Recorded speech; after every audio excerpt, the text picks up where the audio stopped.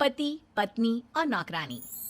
शीतल और अभिमन्यु की शादी को 5 साल हो चुके थे, लेकिन अभी तक उनका कोई बच्चा नहीं हुआ था।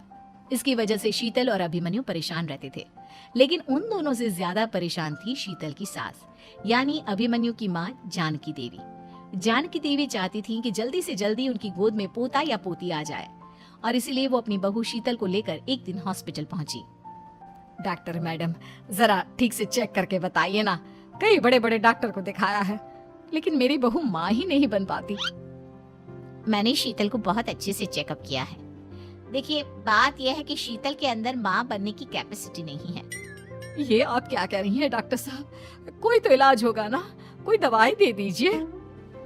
देखिए, कुछ प्रॉब्लम ऐसी होती है जिनका कोई ट्रीटमेंट नहीं होता। आई एम सॉरी टू से, लेकिन शीतल कभी माँ नहीं बन सकती, क्योंकि उसके यूट्रस में अंदर से ही कुछ प्रॉब्लम है। घर आने के बाद क्या हुआ माँ? कहाँ लेकर गई थी आप शीतल को? अरे कहाँ लेकर जाती, डॉक्टर मैडम के पास ले गई थी, लेकिन तेरी बीवी तो कभी माँ बन ही नहीं सकती।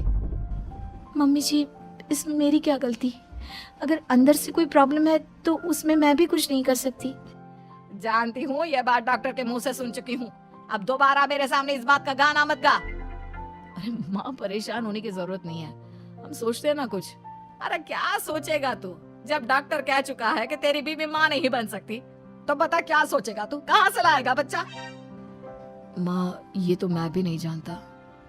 अभिमन्यु, क्यों ना हम अनाथ आश्रम से एक बच्चा गोद ले आए? क्या फर्क पड़ता है बच्चा हमारा हो या गोद लिया हुआ? आई बड़ी बातें बनाने वाली। क्या फर्क पड़ता है? अरे क्यों फर्क नहीं पड़ता? मुझे इस वंश को आगे बढ़ाने के लिए मेरे बेटे का खून चाहिए, किसी दूसरे का नहीं। लेकिन माँ, आप जानती हैं कि ये अब पॉसिबल नहीं है। मैं कुछ नहीं जानती। मैं किसी पराये की औलाद को इस घर में अपना पोता या पोती बन के बढ़ता हुआ नहीं देख सकती। मेरा वंश मेरे बेटे के खून से ही आगे बढ़ेगा। लेकिन मम्मी जी, ऐसा कैसे हो पाएगा? आप अच्छी तरह जानती है ना, मेरा और अभिमन्यु का बच्चा नहीं हो सकता। तो मैं अपने बेटे की दूसरी शादी करवाऊंगी, और अपनी दूसरी बीवी से यह मुझे बच्चा पैदा करके देगा। ये आप क्या कह रही हैं माँ? मैं किसी और से शादी नहीं करने वाला। मेरे रहते हुए आप अभिमन्यु की शादी किसी और से करवाएंगी? मम्मी जी, आप ऐसा कैसे कर सकती हैं? तू बस देखती जा बहू, मैं ऐसा कैसे कर सकती हूँ। कुछ दिनों के बाद, अभिमन्यु, मैंने तेरे लिए लड़की ढूंढ ली है। माँ, मैं आपको कितनी बार समझाऊं, मुझे किसी से शादी नहीं करनी है। पहले मेरी बात सुन। ये जो चमेली है ना, हमारे घर में काम करने आती है, वो तुझसे शादी करने के लिए तैयार है। मम्मी जी, आप अभिमन्यु की शादी एक नौकरानी के साथ करवाएंगी? वो इसलिए क्योंकि चमेली दिखने में बहुत खूबसूरत है, बच्चा भी सुंदर ही होगा। मम्मी जी, लेकिन एक बच्चे के लिए अपने बेटे की शादी नौकरानी के साथ करवाना, क्या ये सही है? अगर अभिमन्यु ने शादी नहीं की ना, तो मैं अपनी जान दे दूंगी। अब देख लो, अगर तुम्हें अपनी माँ की जान प्यारी है तो तुम्हें इस नौकरानी के साथ शादी करनी ही होगी। इस तरह जानकी देवी अपने बेटे अभिमन्यु की शादी नौकरानी चमेली के साथ करवा देती है। कुछ दिनों के बाद, नौकरानी से मालकिन बन के तो मजा आ गया, अब तो मैं इस घर की मालकिन हूँ। देखो, अपने आप को ज्यादा मालकिन समझने की कोशिश मत करो। एक बार तुम्हारा और अभिमन्यु का बच्चा इस दुनिया में आ जाए, उसके बाद तुम इस घर से हमेशा के लिए चली जाना। अरे जाओ जाओ, किसी और के आगे बातें बनाना। एक बच्चा तो पैदा नहीं कर सकी, बढ़िया आई। जाओ जाकर मेरे लिए कॉफी बना कर लाओ। नौकरानी मैं हूँ या तुम? मम्मी जी, देखिए ना शीतल मुझसे किस तरह से बात कर रही है। शीतल, तुम्हें पता है ना चमेली प्रेग्नेंट है, मेरे बेटे के बच्चे की माँ बनने वाली है। वो जैसा कहती है वैसा करो। लेकिन मम्मी जी, वो मुझे नौकरों की तरह ट्रीट कर रही है। अरे तो करेगी ना, वैसे भी बहू तुम हो किस काम की? एक बच्चा तो पैदा नहीं कर सकती। जाओ अब घर के सारे काम करो और चमेली को आराम करने दो। थैंक यू मम्मी जी, भगवान आपका भला करे। आप नहीं होती तो मैं नौकरानी से महारानी कैसे बनती? देखो, तुम्हें जो चाहिए सब मिलेगा। खूब खाओ पियो, मजे की जिंदगी जियो, लेकिन बस मुझे एक बच्चा पैदा करके दे दो।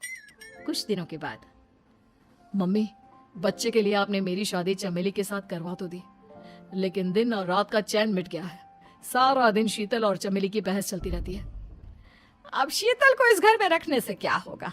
मैं तो कहती हूँ उसे घर से निकाल दो, है भी किस काम की। मैं ऐसा नहीं कर सकता माँ, वो मेरी पत्नी है, उससे बहुत प्यार करता हूँ मैं। तुम्हारी पत्नी चमेली है, चमेली, उससे प्यार करो। अरे तुम्हारे बच्चे को जन्म देने वाली है वो। अभिमन्यु, मैं खुद ही इस घर से चली जाती हूँ। वैसे भी अपने ही घर में नौकरों की तरह रहकर परेशान हो चुकी हूँ। घर की नौकरानी मेरे ऊपर हुक्म चलाती है। वो तुम्हारी पत्नी बन चुकी है। अब मेरा इस घर में क्या काम? अभिमन्यु के बार बार रोकने पर भी शीतल उस घर से चली जाती है।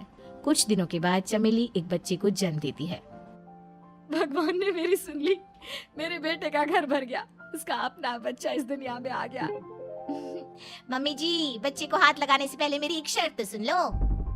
तुम कहना क्या चाहती हो चमेली? आपकी मम्मी को बहुत शौक था ना अपने पोते को खिलाने का।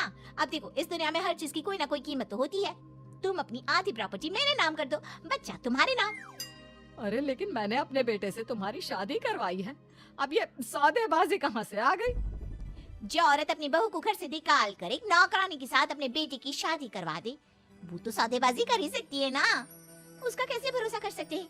मुझे बस आप लोगों की प्रॉपर्टी चाहिए, उसके बाद ही बच्चे को आप हाथ लगा सकते हैं। मैंने कहा था ना मम्मी, आप गलत कर रही हैं। देखिए, उसका नतीजा आपके सामने है।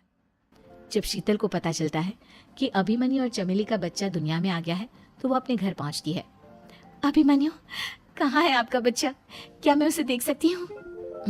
कुछ भी मत पूछो शीतल, माँ की हुई एक गलती हम लोगों पर भारी पड़ रही है। वो नौकरानी अपनी औकात पर आ गई है और अब हमसे अपनी आधी प्रॉपर्टी मांग रही है, वो भी बच्चे के बदले में। एक बात कहूँ अभिमन्यु, आप उसे कुछ भी देने से मना कर दो। अरे कैसी बात कर रही हो? मेरे बेटे की औलाद है उसके पास, ऐसे कैसे मना कर दे? मम्मी जी, वो अभिमन्यु का बच्चा नहीं है, वो चमेली और उसके बॉयफ्रेंड का बच्चा है। ये तुम क्या कह रही हो शीतल? ये देखिए वीडियो। चमेली और उसका बॉयफ्रेंड आपस में बातें कर रहे हैं कि उन दोनों ने मिलकर आपको बेवकूफ बनाया है और अब इस बच्चे के बदले आपसे प्रॉपर्टी भी हड़प लेंगे। हे भगवान, ये मुझसे क्या हो गया? ना तो बच्चा मिला और अपने बेटे की नौकरानी के साथ शादी करवा दी, सो अलग। अब क्या होगा? मुझे माफ कर दो शीतल, मेरी वजह से तुम्हें बहुत तकलीफ हुई है। अभिमन्यु, मैंने कहा ना, उस नौकरानी को उसके बच्चे सहित इस घर से बाहर निकाल दो। लगता है मेरे अभिमन्यु का बाप बनने का सपना अधूरा ही रह जाएगा। अभिमन्यु, अपनी मम्मी से कहो कि परेशान ना हो। आपको याद है एक बार हम एक IVF सेंटर गए थे, मैंने फिर से वहां जाकर बात की थी और आपको पता है इस बार मैं प्रेग्नेंट हूँ, क्योंकि हमने वहां पर प्रोसीजर करवाया था जिसकी वजह से मैं प्रेग्नेंट हो गई थी और इस बात का पता मुझे बस कुछ महीने पहले ही लगा है। हमारा बच्चा इस दुनिया में आने वाला है अभिमन्यु। मुझे माफ कर दो शीतल बहू, मुझसे बहुत बड़ी गलती हो गई। कोई बात नहीं माँ, लेकिन अब हमें उस धोखेबाज नौकरानी को इस घर से बाहर निकालना है और इस घर की मालकिन को वापस घर लाना है, वो भी अपने बच्चे के साथ।